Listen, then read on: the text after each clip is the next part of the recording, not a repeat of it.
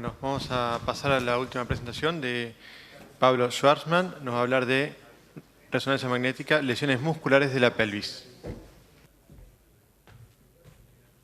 Buenas tardes. Bueno, muchas gracias por la invitación, gracias a la audiencia por venir. ¿Esto es así?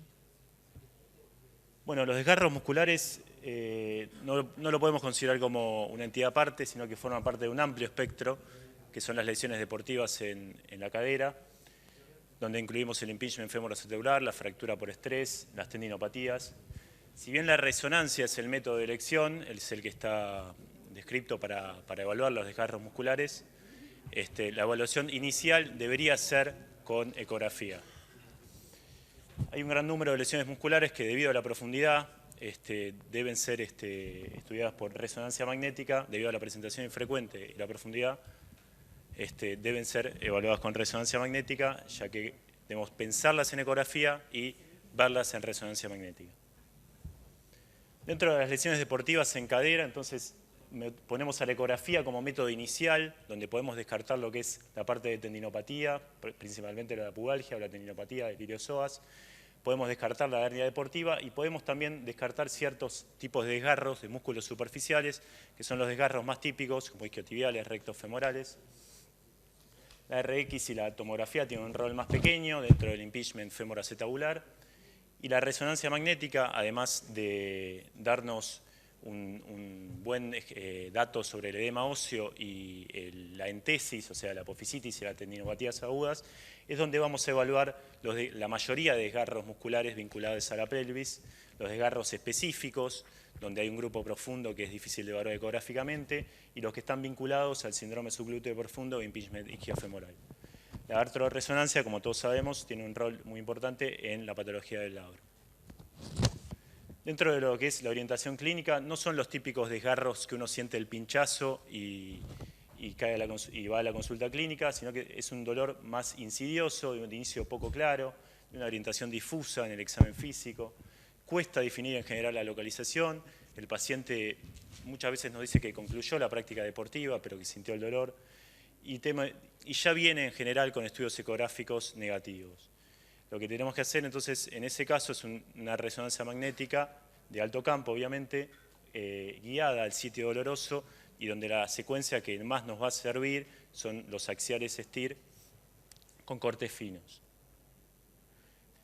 Como forma arbitraria un poco de clasificación de los desgarros musculares en la pelvis, mencionamos a los frecuentes que pueden ser muchas veces resueltos ecográficamente, como el recto femoral, isquiotibial y el aductor medio. En un rango menos frecuente, el aductor menor, que ya tiene una visualización más profunda, el psoas ilíaco y los abductores. Dentro de ya lo que es un desgarro infrecuente, hablamos más del pectíneo, del aductor mayor, de los bastos, del sartorio y los oblicuos abdominales. Y mencionamos como entidad aparte los desgarros infrecuentes vinculables al síndrome subglúteo profundo, donde tenemos a los obturadores y al cuadrado crural. Estos son ejemplos de desgarros de recto femoral. El recto femoral puede tener muchos tipos de desgarros, desde un desgarro sencillo como es el desgarro miofacial, que puede ser bien resuelto ecográficamente al ser un músculo superficial, o un hematoma miotendinoso superficial, pasando por un desgarro avulsión de la espina ilíaca anteroinferior, donde también lo podríamos llegar a resolver con una ecografía y quizás una RX simple, hasta un patrón más complejo de globin, donde una banda de líquido separa los componentes bipenado interno y unipenado externo, donde ya necesitamos de una resonancia magnética para una mejor definición, siendo un desgarro más complejo. En general, los isquiotibiales también suelen ser resueltos bien ecográficamente. Este era un caso que lo pongo porque es un paciente que vino a una ecografía, que sintió un pinchazo en un partido de beach volley y tenía, ecográficamente le veo una avulsión, pero me costaba constatar si la avulsión era completa, o sea, si incluía el tendón conjunto y el semimembranoso o era solamente el tendón conjunto. Acá podemos ver que la avulsión es completa y lo que podemos evaluar bien es el gap y el tipo de retracción. O sea, necesitamos un campo visual más amplio en el cual la ecografía no contaba y por eso recurrí a hacerle una resonancia magnética. Dentro de los desgarros más específicos, el iliosoas todos conocemos, es un músculo digástrico que presenta una inserción tendinosa fuerte en el trocánter menor. Lo que es tendinopatía, bursitis o el snapping hip, la cadera en resorte interna, pueden ser bien resueltas ecográficamente, más si uno le puede agregar el Doppler para una mejor, para ser más específico con la tendinopatía y ver la neovascularización.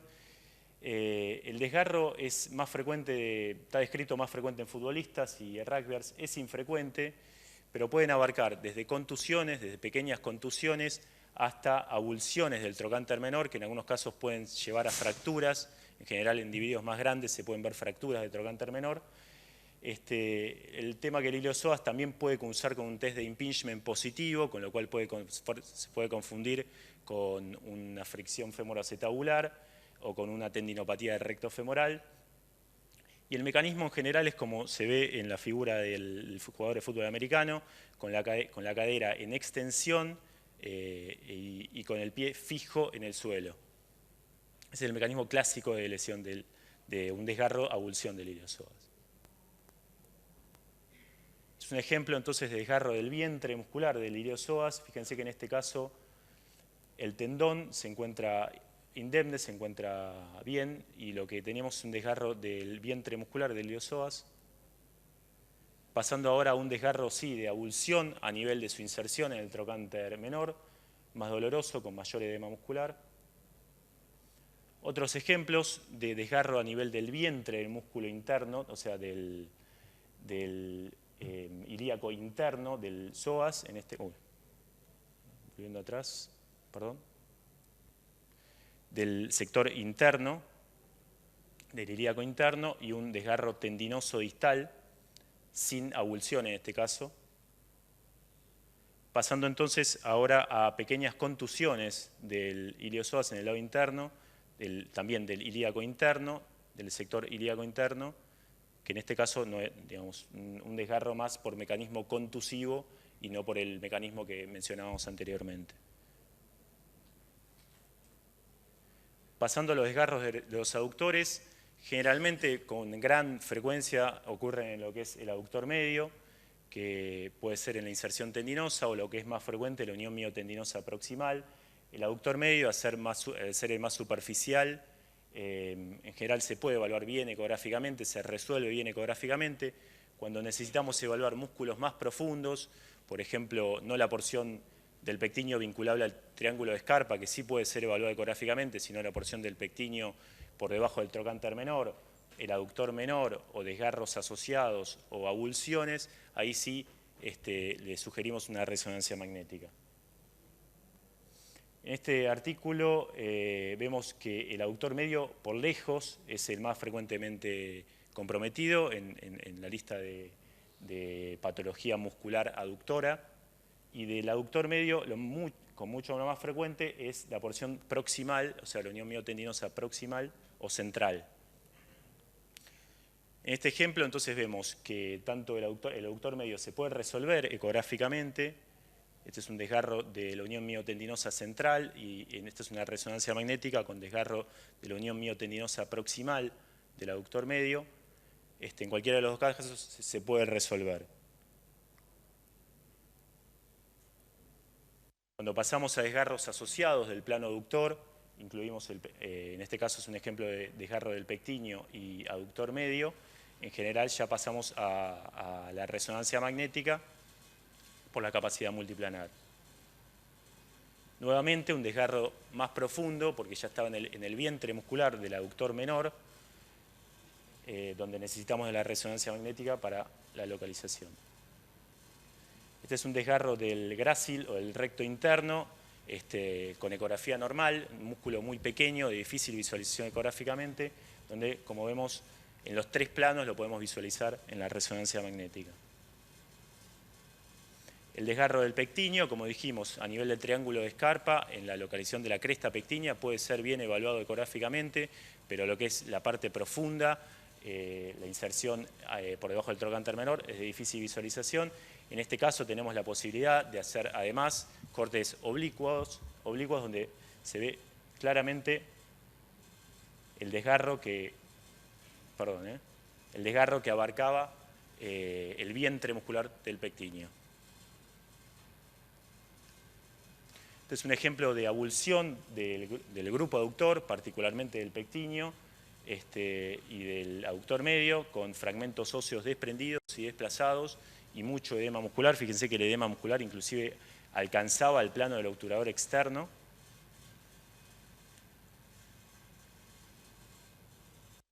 Dentro de lo que es la patología abductora, o sea, de los glúteos, lo más frecuente de ver por resonancia magnética y de pedir es desgarros a nivel del glúteo mayor. Lo pongo porque es un pequeño ejemplo, es un pequeño desgarro del glúteo mayor, es a nivel de la fascia aponeurótica, adyacente a la inserción en la línea áspera, donde es más un desafío diagnóstico que este tipo de desgarros del glúteo mayor, más superficiales y más vinculados con un mecanismo contusivo, donde abarcaba varios fascículos y presentaba mayor cantidad de edema muscular.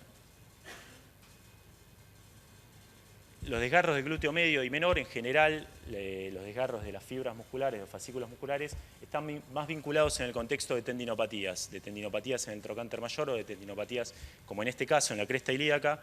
En este caso también, al ser superficiales, el pequeño desgarro, en este caso, pequeño desgarro de fibras que vemos acá, se visualiza bien ecográficamente, más si uno tiene la posibilidad con el paciente al lado de hacer un interrogatorio más exhaustivo y de hacer palpación o compresión, son de más fácil visualización que cuando se evalúan en resonancia magnética. Fíjense que es el mismo ejemplo, y en este caso es una pequeña área de edema muscular difuso, de más difícil localización que en la ecografía. Digamos, son pequeños desgarros musculares en pacientes generalmente jóvenes, atletas, corredoras, vinculables a una tendinopatía de base.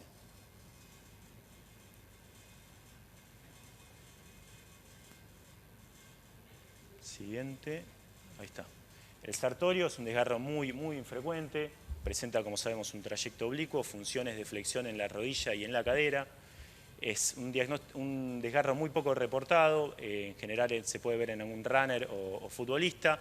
Generalmente están a nivel de la espina ilíaca anterosuperior, no suelen provocar compromiso del nervio femorocutáneo, patología vinculable al nervio femorocutáneo por desgarro del sartorio no está muy descripto.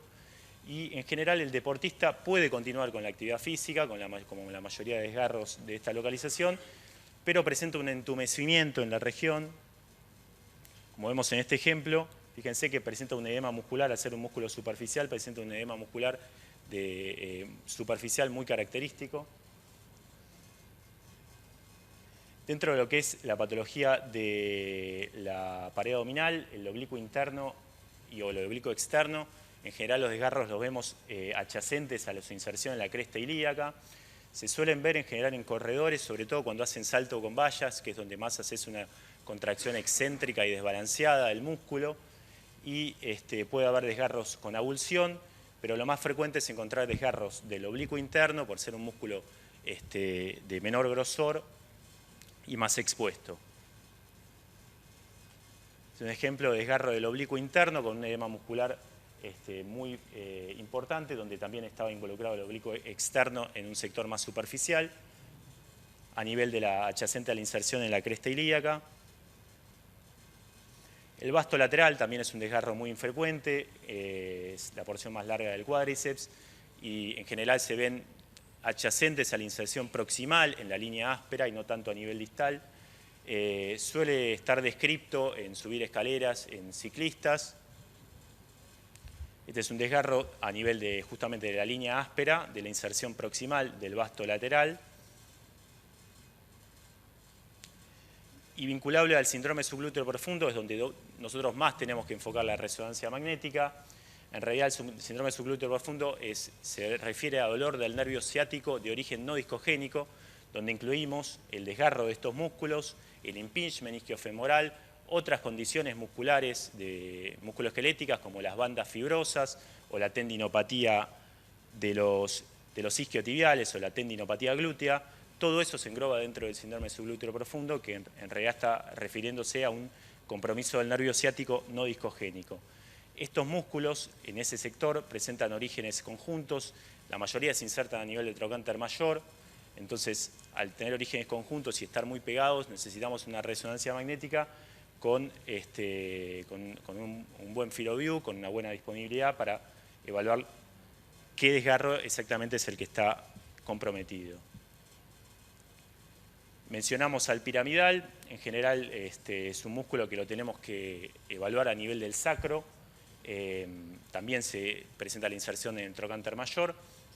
Si bien se habla mucho del piramidal en cuanto a hipertrofia o cambios en la morfología, nosotros la verdad vemos mucho pedido de eso, pero no vemos mucha patología. Lo que más vemos, o en mi experiencia, lo que más se ve es desgarros asociados del piramidal junto con otros músculos. Puede provocar, por el edema muscular y la irritación del local, puede provocar irritación del nervio ciático. Este es un ejemplo del piramidal, desgarro del piramidal junto con el glúteo medio. Fíjense, por la proximidad del nervio ciático en el sector medial puede provocar una ligera irritación del nervio vinculable a lo que se denomina síndrome del piramidal. Dentro de los pelvis rotadores, donde más patología vemos y donde tenemos que estar más presentes es en el obturador externo. El obturador externo es el típico músculo que llega con ecografías normales o que en la ecografía se mencionó tendinopatía isquiotibial o desgarro comprometiendo los aductores, y en realidad es un paciente que va rotando hasta que se hace una resonancia con una buena resolución y lo podemos diagnosticar. Es un desgarro que tenemos que pensar cuando tenemos una ecografía normal y diagnosticarla en resonancia magnética. El dolor específico es a la rotación externa y en este caso, bueno, es un desgarro a nivel del vientre muscular, del obturador externo, a nivel de la rama isquiopubiana. Otros ejemplos, desgarro del obturador externo adyacente a la inserción en el trocánter mayor. Otro desgarro, en este caso del obturador externo con mayor edema muscular, más evidente, con ecografías normales. El cuadrado femoral también lo podemos vincular con ecografías normales o puede ser confundido con patología isquiotibial o patología aductora, pero es el que más se vincula con lo que es el impingement isquiofemoral. Lo tenemos que tener presente en corredores de fondo. Este es un ejemplo de desgarro del cuadrado femoral. Fíjense que es un músculo muy profundo. En este caso no había impingement isquiofemoral, no había acortamiento del espacio. Fíjense que por la proximidad con los isquiotibiales puede ser muy fácilmente confundido con tendinopatía isquiotibial en una ecografía. Nuevamente, desgarro del cuadrado femoral, en este caso con un edema muscular más claro, con líquido interfacial. Y otro ejemplo en un paciente pediátrico, en este caso sí, con un impingement isquiofemoral, con un acortamiento entre el trocánter menor y el isquion, y la tuberosidad isquiática, donde estaba vinculado a un desgarro del cuadrado femoral en un paciente pediátrico muy chiquitito, corredor. El obturador interno es el más largo de todos los pelvis-rotadores, también se inserta en el trocánter mayor, puede estar vinculado a desgarro de otros músculos. En mi experiencia, de los tres que vemos, es el menos frecuente. Bueno, directamente también podemos englobar a los géminos, que la verdad yo no vi nunca ningún caso, músculos muy pequeños. Desgarro entonces del obturador interno a nivel adyacente a la tuberosidad isquiática. También puede producir patología del nervio ciático. Y por último, tener presente, pensarlo, como en cualquier localización, con los ejercicios físicos de alta intensidad, más que nada con el CrossFit, la rhabdomiólisis, que también puede haber en cadera, estamos viendo cada vez en forma más frecuente. Este es un ejemplo de rhabdomiólisis comprometiendo ambos muslos, predominantemente la región anterolateral derecha. En ese contexto, como condición más benigna, también tener presente el dolor muscular de inicio tardío que puede provocar edema muscular difuso. Y como puntos para recordar, entonces, los desgarros musculares no podemos vincularlo como entidad aislada, sino que se meten en el contexto de lesiones deportivas. La ecografía debería ser el método inicial, donde descartamos desgarros más superficiales, descartamos la tendinopatía y pensamos en desgarros musculares de músculos más profundos, donde los vamos a estudiar en resonancia magnética. La resonancia magnética debe ser en forma dirigida y siendo el plano más evidenciable las secuencias con supresión de grasa o STIR en axial. Y la intención entonces es armar un circuito diagnóstico, combinar los métodos por imágenes, lo que es ecografía, resonancia y artroresonancia, junto con el examen físico, y si uno le puede agregar el test de lidocaína, y la comunicación con el traumatólogo para entonces alcanzar un diagnóstico en forma más certera y evitar periodos de inactividad prolongadas. Muchas gracias.